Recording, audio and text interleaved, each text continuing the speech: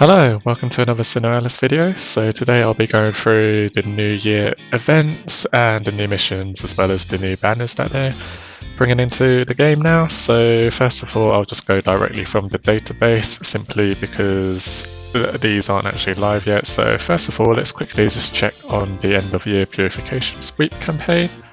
So if I switch to the game, head on to end of year Purification Sweep campaign. And you'll see we've smashed it. We've hit almost 15 million purges, so that means we'll be getting our 220 Twilight Crystals soon, as well as money, evolution materials, purification tickets, and the 5 Dragon Shackles, so brilliant.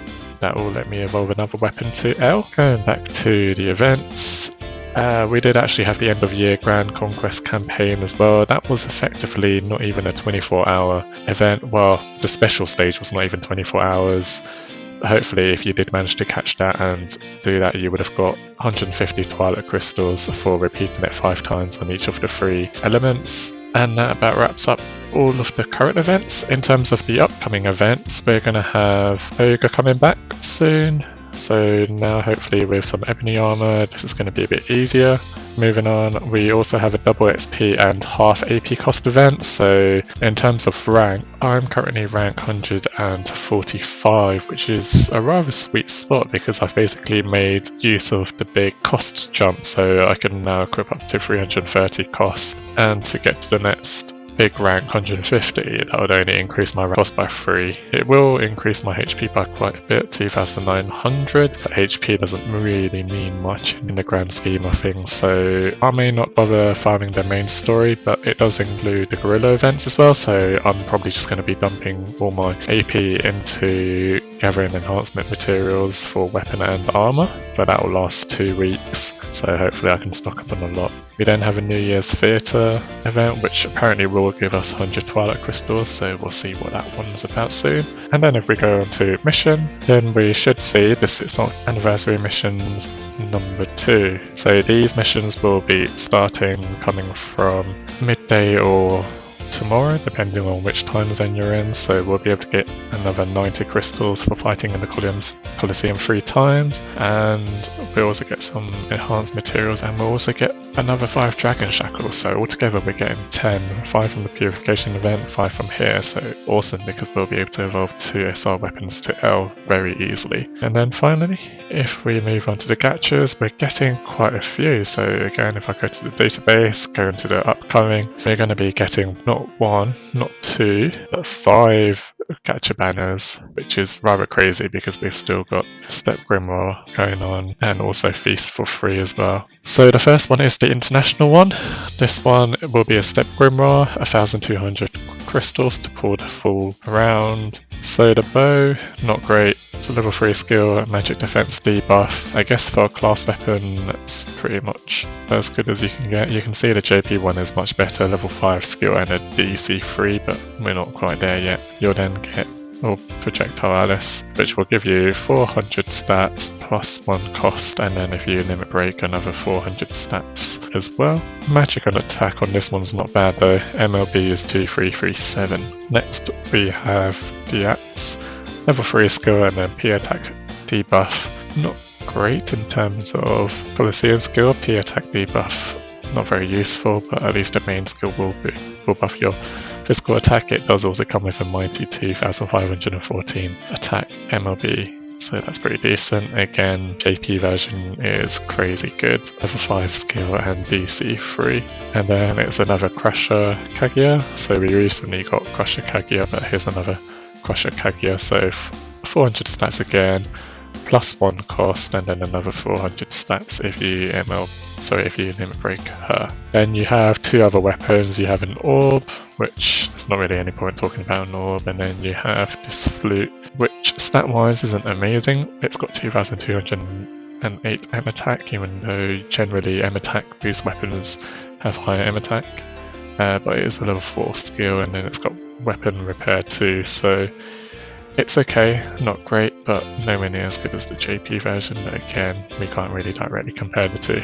We then also have the New Year banner, so the main New Year banner will feature all 3 classes, which will be heavy weapon, a sword, and a tome.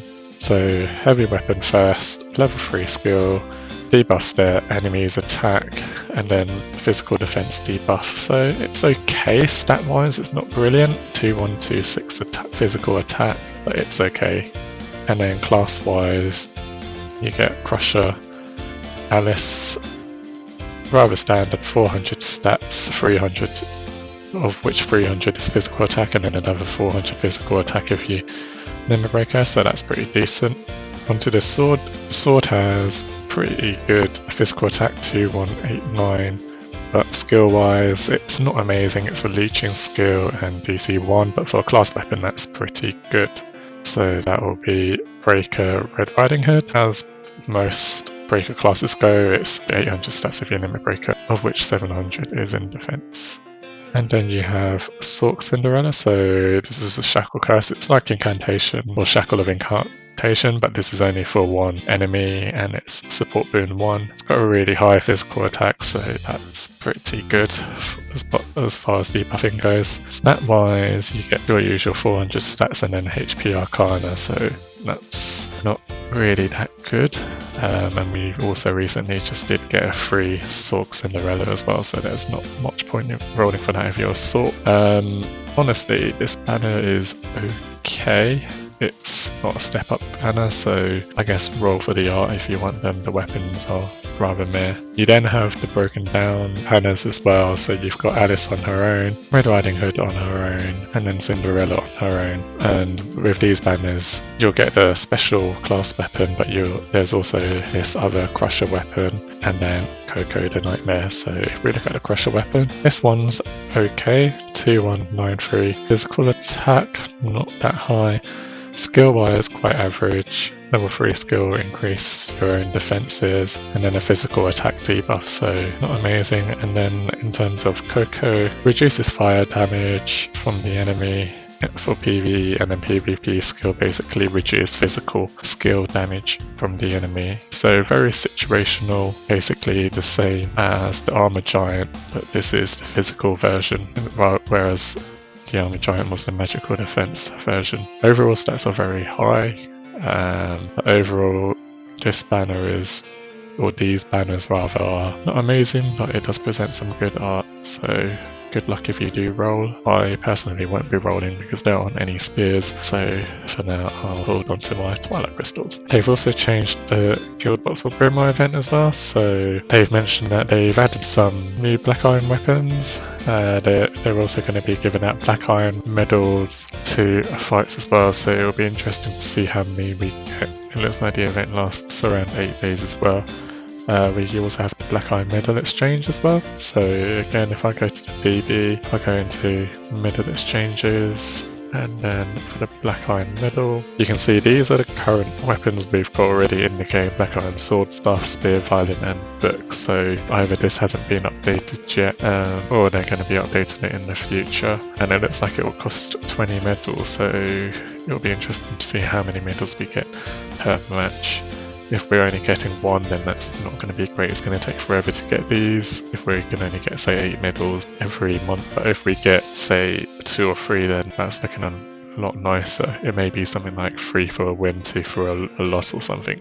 Also, for those who do already have weapons and they plan on MLBing the weapons, just as a heads up, if I look at the JP server and then look for the Black Iron Medal, you can see that there are a lot more weapons and they all cost 20 each as well. So for example, if I look at the latest spear, let's say the Evil God's Scythe, you can see this one goes all the way to the LL and it has DC 2 as well, so it may be worth just saving your Black Iron medals for these weapons to eventually come out. But I know sometimes it's not always the most efficient to save. Sometimes you may just want the weapons up front instead, so who knows, we shall see.